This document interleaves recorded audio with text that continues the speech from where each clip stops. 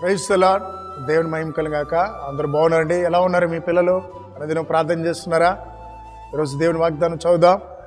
2వ దినవృత్తాంతములు 26వ అధ్యాయము 5వ వచనం. దేవుని ప్రత్యక్షత విషయమందు తెలివి కలిగి జకరయ దినములో అతడు దేవుణ్ణి ఆశ్రయించును.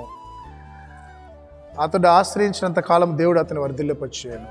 జకరయ దినాల్లో ఉజ్జియా అనే రాజు చాలా జ్ఞానంగా ఉన్నాడండి. ఏ విషయంలో అంటే దేవుణ్ణి ఆశ్రయించే విషయంలో, ప్రార్థించే విషయంలో చాలా ఖచ్చితంగా ఒక తీర్మానంతో, ఒక కమిట్మెంట్తో బ్రతికాడు.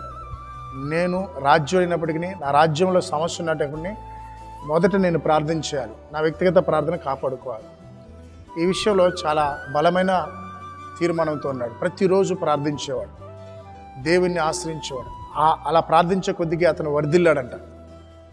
అతనికి మంచి పేరు వచ్చింది. ఆహా, ఉజ్జియా రాజు చాలా మంచోడండి, చాలా బాగా పరిపాలిస్తున్నాడని.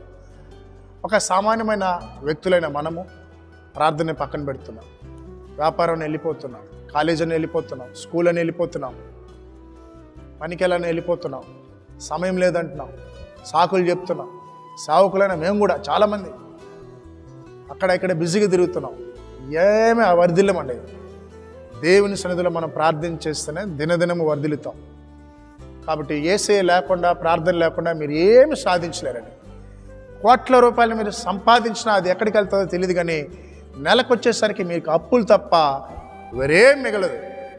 కాబట్టి మీరు లేచిన తొలి గడిలో మొదటిసారి ప్రార్థించండి. ఓ అర్ధగంట కావచ్చు, ఒక గంట కావచ్చు, ఒక 15 నిమిషాలు కావచ్చు. ప్రార్థన చేయండి, దేవుని వాక్యాన్ని చదివి బయటికి వెళ్ళండి. అప్పుడు మీరు వర్ధిల్లుతారు. మీ వ్యాపారం వర్ధిల్లుతారు, మీ చదువుల్లో వర్ధిల్లుతారు, మీ కుటుంబ వ్యవస్థలో వర్ధిల్లుతారు, మీ పిల్లలు వర్ధిల్లుతారు. తెలివి కలిగి జాగ్రత్తను ప్రార్థించేద్దాం. తండ్రి, నీకు వందనాలయ్యా. ఉదయ కాలం ఎంతమంది అయితే నా ప్రభా ఈ వాగ్దానం వింటున్నారో వారి జీవితంలో అద్భుతం జరిగించండి. ముఖ్యంగా నా ప్రభా గర్భిణీ స్త్రీలకి మంచి ప్రసవాన్ని దయచేయండి. గర్భఫలం లేని బిడ్డలకి గర్భఫలం దయచేయండి. వివాహం కాని బిడ్డలకి వివాహం జరిగించిన ఆయన దైవ సేవకులకు, వారి పిల్లలకి మీరు తోడుని వారికి ఆర్థిక సహాయం దయచేయండి. ఈ చివరి దినాల్లో ప్రతి ఒక్కరిని రక్షించిన, యాక్సిడెంట్లు జరగకుండా ప్రజలను కాపాడమని ప్రార్థిస్తున్నాం. హాస్పిటల్లో ప్రతి ఒక్క బిడ్డని స్వస్థపరచమని యేసు నామములో ప్రార్థిస్తున్నాం తండ్రి. ఆమేన్.